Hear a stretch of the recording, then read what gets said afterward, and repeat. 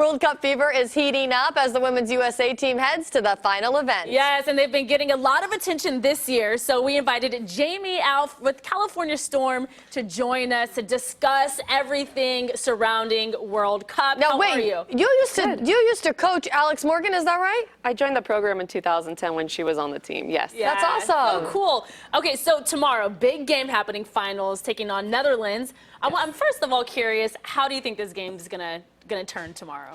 I think it's definitely going to favor the U.S. women's national team. They've got the experience, the Netherlands. It's only their second time qualifying for the World Cup, but they're definitely a young, hot program that's moving through, and so I think the U.S. is going to take it 2-0. Okay, let's talk about the tea sipping felt around the world. What did you think about that? I mean, when you score a goal, it's exciting, right? You're going to celebrate a little bit. Is that uncommon to do? What do you think about that? There's different ways to celebrate. Definitely, I think it struck a nerve with some people. I think it kind of mixed it up a little bit. You see the men's side, a lot of those players, sometimes they'll do something similar, but there's not a lot of backlash about it. But it's interesting that it was, a women player that did it and received so much attention. Yeah, it's really such an exciting time, too, for women's soccer as a whole. People are just really buzzing about it.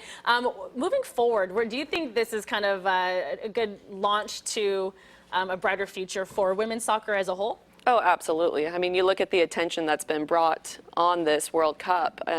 Nike sales, they're up 500% than they were back in 2015. Wow. The U.S. women's national jersey was the largest selling item, men's or women's, in a single season. So it's definitely bringing a lot to the attention to it. Well, they're making a lot of money, but the women are not making as much money as the men by a long shot. When I saw the amount that the men get versus what the women get for making it to the World Cup, I was shocked. Do you think that after this and the attention that this is bringing, that maybe we'll get closer to that pay gap? We can close the gap.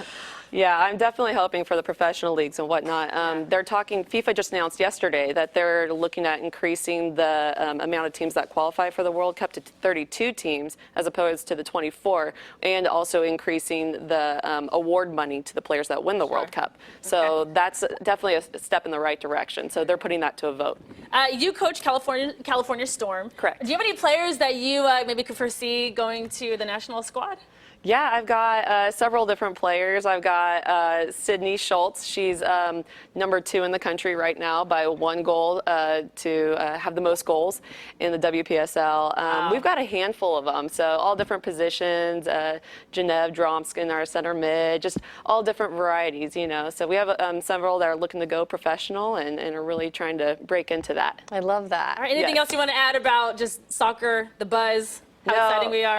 It is not we are, but we are exciting. Yeah. No, I appreciate that, Sac Republic, the California Storm, street soccer, they're doing a lot in the Sacramento community to grow the women's game for girls and women in our region. So.